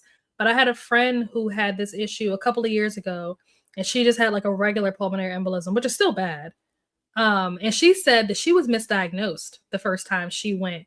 I don't know if she went to the emergency room or where she went, but she said that they told her she had pneumonia.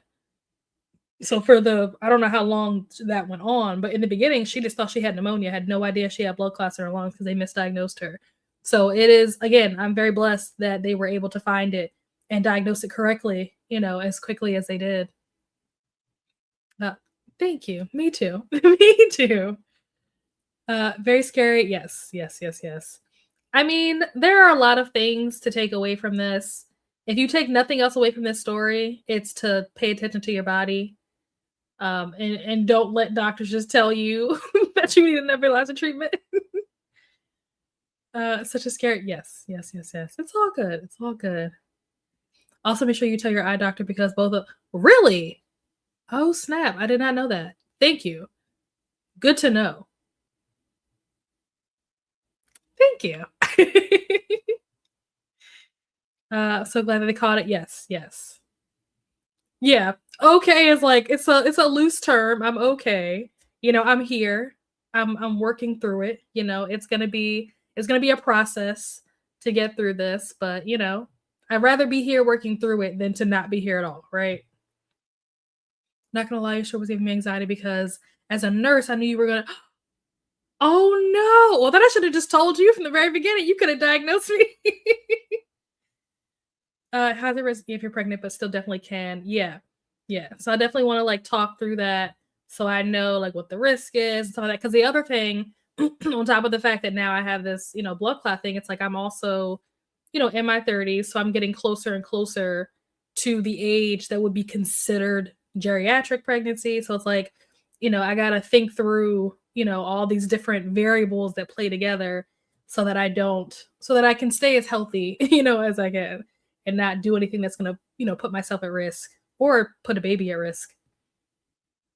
Yes, yes. Me too. Yep. When I saw that on the paperwork this weekend, I was like, wait a minute. Why didn't anybody tell me this? They wrote it down on a piece of paper because they knew I wasn't going to look at that piece of paper. They knew what they were doing. Yeah. When I saw what the cutoff was, and the cutoff was 0.5, I was like, I was at 12? What do you mean? I'm glad you didn't. Yeah, same, same. Like I said, it's not your time yet. Women are very commonly misdiagnosed because all the studies for the norms were done. Yep, yep. It's funny that you mentioned that. There was a book that I read last year. This book comes up so much in my life. It's like one of the books that I'm like so glad that I read. It's a book called actually, it's funny, Vanessa's here. I found this book. Me and Vanessa were together. We had gone to a book festival, and it was a book that was like, I don't know if the author was there or not, but it was like one of the books that was like for sale. It's called Sex is a Spectrum. And it's such a fascinating book. It's a nonfiction book, but it was very fascinating. And I did not know like what Lexi is saying right now. I did not know this until I read that book last year. That was like very eye-opening. There's a lot of things that I didn't know about like science and specifically like how studies are conducted and stuff like that. There's so much stuff that I learned from reading that book. And this was one of those things. And it's really like when you know this, there are so many things that start to like make sense. You know what I mean? Gotta fight for you, doctors. Yeah. Yep. Yep. Blood clots in the eyes. Oh wow. Cause vision loss and sleep apnea is heavily.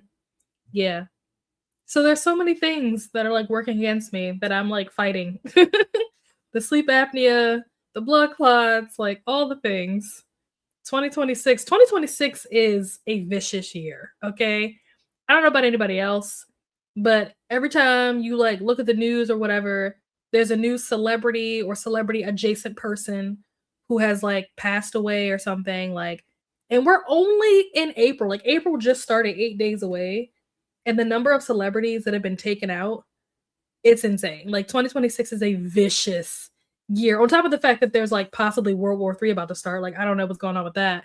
Like this is a crazy year. This is the most insane year that I've ever lived, and we're only 4 months in. Invisible Woman. Okay. Yeah, you were with me when I found that book.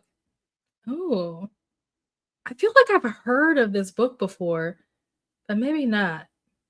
I'll have to look into that. There are lots of psych tests that are normed on. Oh, yeah. I didn't even know about that for the psych stuff. What it talks about in the book, it talks about like more like medical and like drug testing and stuff like that. But that also makes sense too. Yeah. Yeah, very true. Yeah, check it out. I'm gonna check it out too. I feel like somebody was reading this book recently. Maybe not recently, but like last year. When did you read this book, Lexi? Did you read this book last year? Maybe it was you. Because I'm like, I've seen this title somewhere before. Oh, nice. Very cool. Hello, Jamie. Welcome in. How are you? What are you up to today? But yeah, that is where I've been. That is why I have not been sprinting for the last 3 or 4 weeks because all of that was going on. So, I am hoping that I can like, return back to my regular sprint schedule of doing Wednesday nights. That's probably about as much as I can do right now. I probably won't be doing a lot of you know that I do the 24-hour readathon, the 24-hour sprints with Neva. I probably won't be doing that for a little while because all of this is going on. So yeah, this is what I can do. I'm also not like living in my house right now because I'm staying with my mom so that I can have like supervision and stuff with all the sleep apnea. And then, for a long time, like I couldn't walk and talk or whatever. So I'm still staying with my mom, but I'm hoping that I can transition back to being home full time in the next like week or two. So slowly but surely things will, start getting back to normal. But yeah, that's that's where we're at now. Oh, okay, maybe it was 2023, but yeah, somebody was reading this book because I remember writing it like in the tracker. I just don't remember who it was for. A lot of women center testing, yeah, all health, not to mention, yep, yeah, and that book, Sex is a Spectrum, it talks about that, which is it's just like it was one of those things where I'm just like, like the more you know. Yes, yes, definitely on the mend. That's what's important. So it'll be a slow process, but we're gonna get there. We're gonna get there for sure. But yeah, so now that we went through all of that, you guys now are filled in on why I disappeared and came back with my hair dyed. We are going to jump in to another sprint. I think we're going to do, we can do an hour. This will be our last sprint. Because in an hour it'll be about 9:30. We can come back, we'll chat, and then that'll give us enough time to chat before Atia starts at 10. So we'll do an hour this time. I promise next week we will do more than just 2 sprints. But because I've been gone for so long, there was just a lot to like fill you guys in on and catch up on. So we did not get to sprint as much this time around, but next week we'll lock back in. Oh, did I take this off? Oh, there we go. Okay. All right. So I will see you all back here in an hour. Happy reading or doing whatever it is you're going to be doing for the next hour.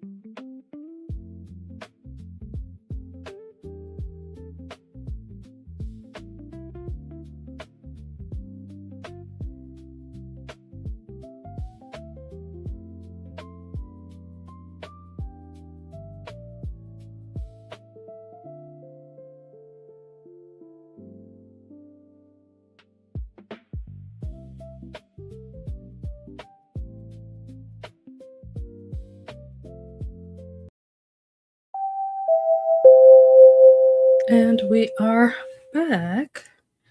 How did everyone do during that last sprint? I ate my salad, and I had my bone broth, and I read like 5%, something like that, because I think I was at 35. Yeah, I think I was at like 35 at the end of the first sprint. And so I got to 40%. And then I also watched a little bit more of, I just clicked off of it. I was trying to see I don't know what episode I'm on, but I'm on, let me see, will it tell me? It won't tell me what episode, what number I'm on, but the title of the episode is called Jailbreak for Starstruck Odyssey. So I watched that, got a little bit of reading done, ate, and like cleaned up a little bit. That way, once these sprints are over, I can call my mom and let her know that I'm ready so she can come pick me up to get back to her house. So yeah, try to clean up a little bit, put things in order since, I'm going to be gone or whatever. Don't want to leave like food out and stuff like that, trash. Make sure my bags are packed, that I have everything that I need. So yeah, that was how my sprint went. I did post in the chat, and I'm trying to pin it. I think I pinned it. That is the link to Atia Sprints, which is where we are going next. That is the next stop on the trolley. So if you are planning to continue sprinting this evening, that is where we'll be headed. That way you have the link. Let me see. Where did I? Tennille said, keep sending you good wishes, and YouTube blocks them. Oh no! YouTube is incredibly rude. Sorry, yeah. I mean, it's life. People go through things. It is what it is. So I have not started it. So last year when they diagnosed me, they said they wanted me to get a CPAP machine, but they said that the only way that my insurance would cover it would be if I had to use it every single day for the next 10 months. And if I missed a day, then I wouldn't, like, my insurance wouldn't cover it. And so that was like really daunting, a really daunting task to be like, oh, I have to use this every single day for 10 months. There's not really anything that I do every single day except breathe and use the bathroom. Like, I don't do it. Like, I don't have a routine. Nothing in my life is that routine that I do it every single day except using the bathroom and breathing. So the idea that like this thing that costs hundreds, I actually don't know how much it costs, but I'm sure it's hundreds of dollars, because everything in the medical world costs hundreds of dollars. It could be thousands. I literally don't know. But the idea that I would have to come out of pocket for that if I miss one day, I was like, yeah, maybe not. Maybe we'll find, some other way of dealing with the sleep apnea thing. And so in talking with my doctor back in December, one of the things that he said could help, because it's moderate, right? I think so I was talking to my pulmonologist earlier today, and the reason why I met with the pulmonologist was to talk about obviously the blood clots, but also the fact that I had the blood clots and the sleep apnea and all that, whatever. And from what he was saying, the number that they look for, I think, is like 15. Oh, I didn't mean to shake the table like that. The number that they look for is 15. So anything higher than 15 is when it becomes moderate. And I think my number was like 15.8 or something like that. You know what I mean? Like it was 15 point something, which is technically over, 15, but it's like, so, you know what I mean? Like it's like right over the line where it's like, okay, maybe there are some other things that I can do to like bring it down, to mild. And so one of the things that my doctor said was like losing weight would help, which is one of the reasons, not the only reason, but it's one of the reasons why I started working out 3 times a week and, going to the gym or whatever like that. That was one of the reasons, or the incentives for that, was to try to lose weight to help manage the sleep apnea. So obviously, like, I still plan to do that, not right now because I can't work out like that right now. But eventually I'd like to get back to that. But based on the conversation that I had with a pulmonologist earlier today, I think that he's probably going to order me to do another test, because the test that I did originally was I think it was in March or April of last year. So he wants to do an updated one to see where it is now. I'm not sure when that's going to happen because we literally just talked about this a couple hours ago. So I'm not sure when all that's going to happen, but I'm assuming between now and July, at some point, between now and then, I'm going to do another sleep study and we'll see what it looks like. And then depending on if it's gotten worse or better, because I have lost a little bit of weight. I've lost like maybe 10 pounds. So not a ton, but something. So we'll see if between me losing what little bit of weight I did lose, but also like now that I have, the blood clots, whatever, we'll kind of just like see where it's at to see if I still need the CPAP. I'm hoping that I don't need it anymore, but if I do need it, then I'm going to have to maybe like shop around and see like what other companies maybe I can go through that maybe will have a different rule as far as like the payment and the insurance situation. So we'll see. to be determined. That is definitely a topic of conversation right now. Like I said, me and my pulmonologist literally had this conversation earlier today. So definitely something that we are in discussions, but it's, it all just kind of just happened today. So we'll see how it all goes. Hopefully, things work out where I can get what I need and not have to pay an arm and a leg because insurances are evil. Hello to Jamie. Hello to Glenda. Brooklyn is sprinting. And then this is the link to Atia sprints, and Atia is next up on the trolley for the Read Your Library Readathon. If you're planning to continue with that, that's where we're headed in about 20 minutes. Read a little bit of City of Blades that time. Mostly it was life admin. I get it. I respect it. Ooh, got up to 85% atmosphere. Okay, nice. Excuse me. Late Coming Back was engrossed in The Measure by Nikki Ehrlich. Made it to 72%. Oh, I've not heard of that. The Measure. Actually, I feel like I have heard of that, actually. That sounds familiar, but I don't know why. Yeah, I can't place why that sounds familiar. I'm trying to think. Or maybe I'm getting it mixed up with something else. Yeah, I think I'm getting it mixed up with something else. I actually don't know what The Measure is. JK. Oh, but one thing that I did say that I was going to do, I said that I was going to give you guys like movie reviews. So I've seen 3 movies as I'm adding this to the spreadsheet. I've seen 3 movies during all of this because I can't really do much. All I can really do is like sit down and like look at TV or look at a computer screen or whatever. Most of the time I'm either working, since I can work from home, I'm usually either working or I'm doing like the minimal exercises that I can do. I have to do like breathing exercises for my lungs. I have to try to do things like walking and stuff like that, and other like smaller exercises to help with trying to build up my endurance and stuff, since my like I can't breathe right or whatever. So most of the time I'm either working or I'm doing whatever exercises I have to do, or I'm asleep. I'm resting. I don't spend a whole lot of time like on social media. I don't leave the house that often, but I've managed to go to 3 movies. I've probably been to more movies in the last month than I've been to in the last year, which is crazy.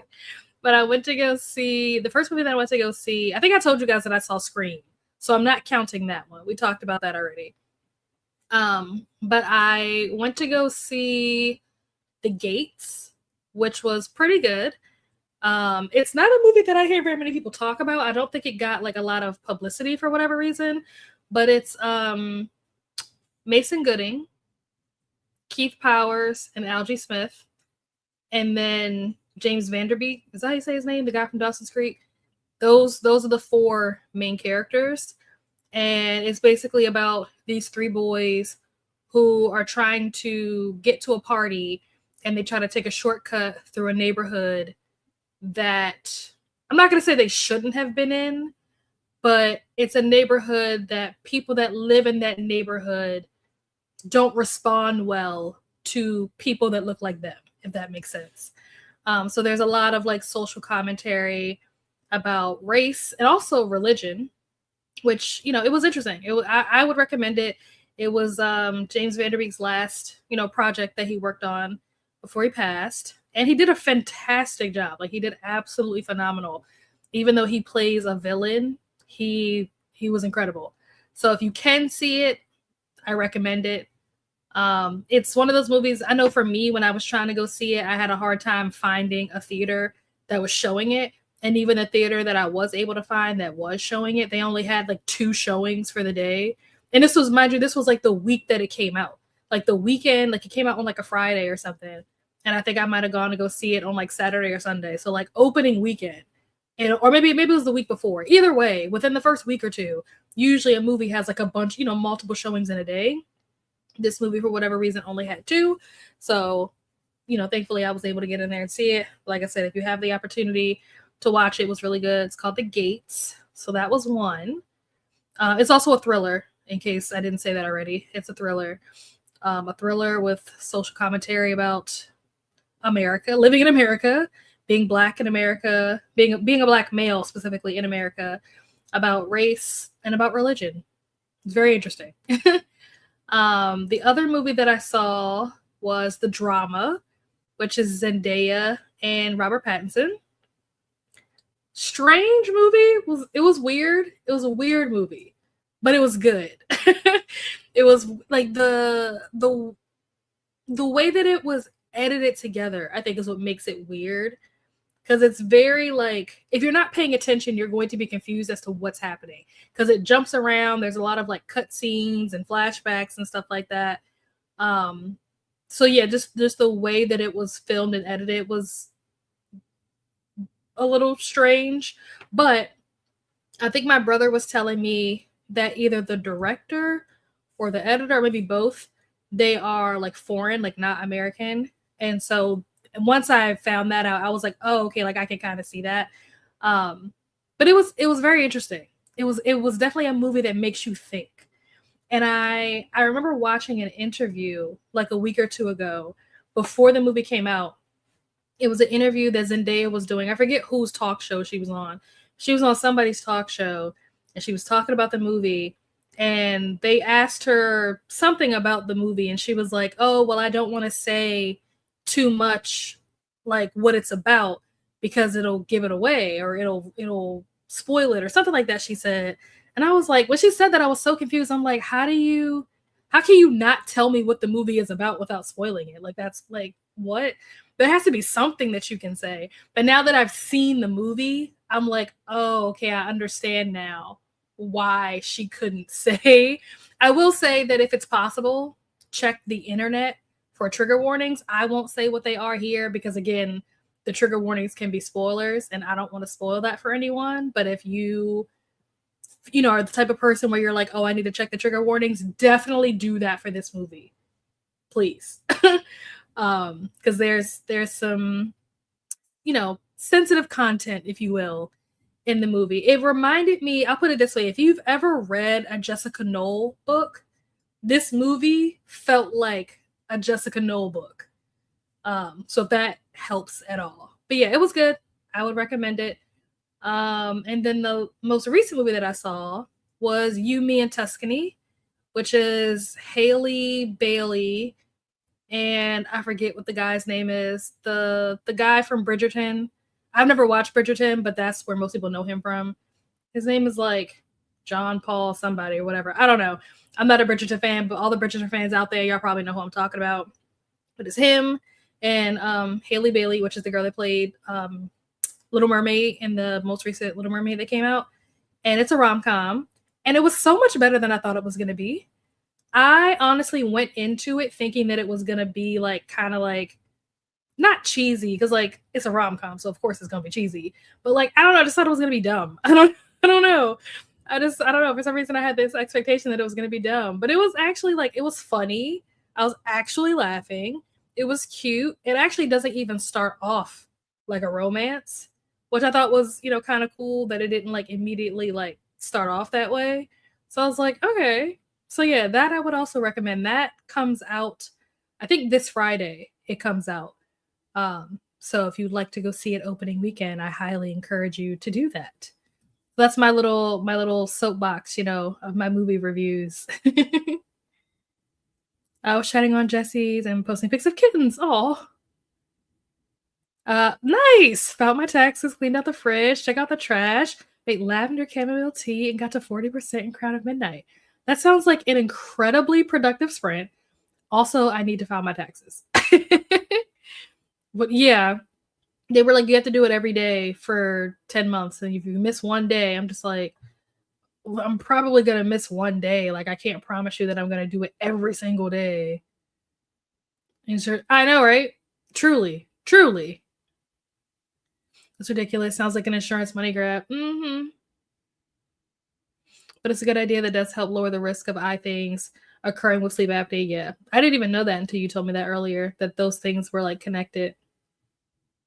Insurance is a scam, but exactly. When I saw some of the bills, I haven't even gotten all the bills from like the hospital and like all the different doctors and specialists and stuff that I've been to in the last couple of weeks. But child, it's about to rack up. Thank goodness I have insurance because I would have no money if I didn't have insurance right now. Almost 40%. Nice. Back to physically reading since I finished dinner. Nice. I finished my book, but there was a novella at the end of my audiobook that's included in the series. So I'm going to finish that first before I start ACOTAR. Okay. Hello, Kat. How are you? I am getting better. Can you tell us what video you're editing? Hello to the friends in the chat. Hello to Kat. Hello to Mel. Oh, okay. The poppy field. Okay. Nice. Oh, okay. That would explain why I've heard of this before. That makes sense now. Hope you get all the medical needs. Yes. My insurance is actually helping thus far. I'm like waiting for something to come in the mail where it's like, psych, we're not paying for this. But so far, I haven't run into any issues, so we'll see. I don't think it was from a 5-star exchange, but I know she gave it 5 stars. Yeah, it probably was like in a video or something where she talked about it. She probably talked about like a bunch of like 5-star books or something. That's probably where I saw it. Hello to Kat. Hello to Glenda. No, what is that man's name? If I watched Bridgerton, I would know. Because that's what everybody's like, oh my gosh, he's so hot. He's all right. Let me see. What is his name? Oh, I think it's Reggie John Page. When I say John Paul, I completely butchered his name. I think his name is Reggie John Page. I don't know if I'm pronouncing that right, but it's that guy. So it's him and Haley Bailey. But it was really cute. I really liked it. It's not a whole lot of movies, especially nowadays. It's not a lot of movies that I see that I'm like, oh, I would watch that again. But this is the movie where after I finished it, I was like, you know what? I would watch this again. If you need anything else done this year, I guess this is the year to do it. Oh, for sure. I met my deductible. Oh my gosh. Editing my first quarter. Oh, nice. Progress report on my aim/activities of my 26 for 26. Nice. Excellent. Fantastic. All right. We've reached the end of the comments, and we have about 10 minutes to spare before Ati is going to get started. So save that link if you haven't already, so you can head over to her channel. I'm going to end a little bit early. That'll give people... He's okay. Actually, you know who? Here's the thing. Maybe I would think that he's fine if I hadn't seen this other guy who's like everything, but I don't know his name. So give me a second. His name is like Lucian something. If you've watched Emily in Paris, he's in Emily in Paris. That was the first place I ever saw him. And I'm pretty sure Shakira, like the singer, you know, Shakira, hips don't lie. I'm pretty sure she's dating him, which super jealous. Like, girl, what do you mean? What is his name? Let me see if I can find it. Now, you know I'm going to butcher this. His name is Lucian Laviscount. I don't know if I said that right. But that's my cup of tea right there, okay? That is what I like. All right. I don't know, Paul, what's his name? Reggie, Paul, John, whatever his name is. Reggie need to take a back seat because Lucian is all of that, okay? Okay. Off to bed now, but glad I could join. Yes, have a wonderful night. Thank you so much for joining. I think I know. Now he is fine, okay? Good night, Vanessa. Take care. I mean, it could be the boss. I love it. I love it. Good to see you. Yes, good to see you, Kat. Thanks for the sprints. You're welcome. And thank you so much. Thank you so much. And again, thank you to everyone who sent well wishes and like checked up on me and was praying for me. Thank you guys. It definitely does not go unnoticed. I greatly appreciate it. And I will try to keep you guys, updated as things progress. If any like drastic changes or whatever, I'll do my best to try to keep you guys, informed and in the loop as best I can. That way, if I have to like take another break or something, you guys aren't like, whoa, where'd she go? You're welcome. Yes, have a wonderful night. You're welcome. You're welcome. Thank you. Yeah, we're gonna end a little bit early. It'll give people a chance to like run to the bathroom or do whatever they need to do, before we jump into Atia sprints. So I will see you all. Thank you, Kat. Thank you. But yeah, that's it for me, guys. This is a great first sprint back after a unexpected break. So thank you guys for making this sprint, smooth and easy and enjoyable. And so not that my sprints are normally not enjoyable, but I was kind of nervous coming back because I didn't know like if I was going to be able to talk, as long as I've been talking, and didn't know if I was going to like go into a coughing fit or whatever. Like random things happen when I do too much. So it's good that I was able to get through this without any like crazy things, happening. So thank you guys for being patient and understanding. And I will see you all next week for more Wind Down Wednesday. Have a wonderful night. Bye.